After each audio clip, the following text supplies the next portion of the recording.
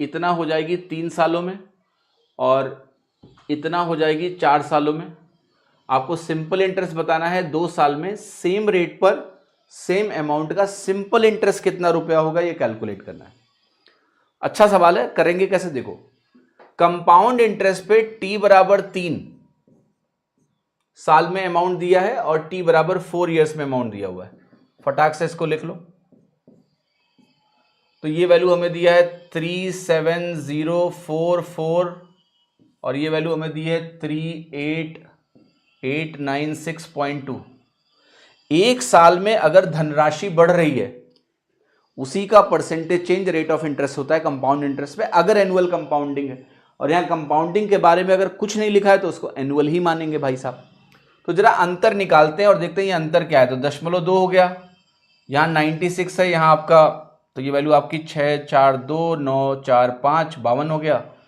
और फिर 17 और 88, अगर मेरे पास 70 और 88 है तो ये 1852.2 हो गया।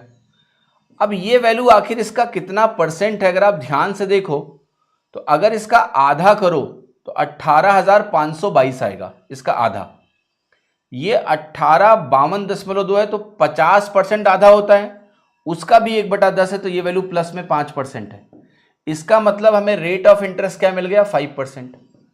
लेकिन बेटा जो निकालना है आपको सिंपल इंटरेस्ट 2 साल के लिए, उसके लिए प्रिंसिपल चाहिए, रेट तो मिल गया।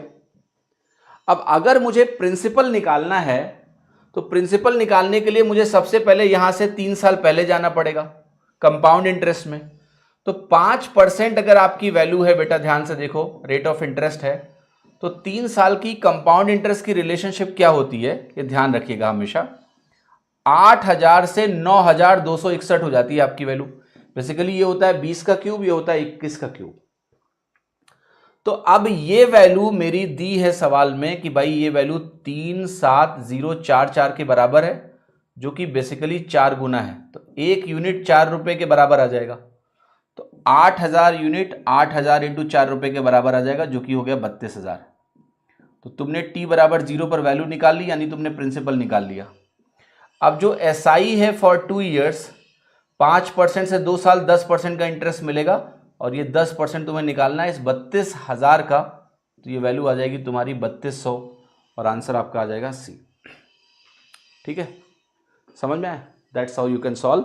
अच्छा सवाल है, इस तरह के सवाल प्रैक्टिकली एग्जाम में आते हैं, जहां पर पहले इस डेटा से आप रेट निकालो, रेट निकाल के फिर यहां से प्रिंसिपल निकालो, प्रिंसिपल निकाल के फिर सिंपल इंटरेस्ट निकालो। सिंपल इंटरेस्ट बिना प्रिंसिपल के नहीं निकलेगा।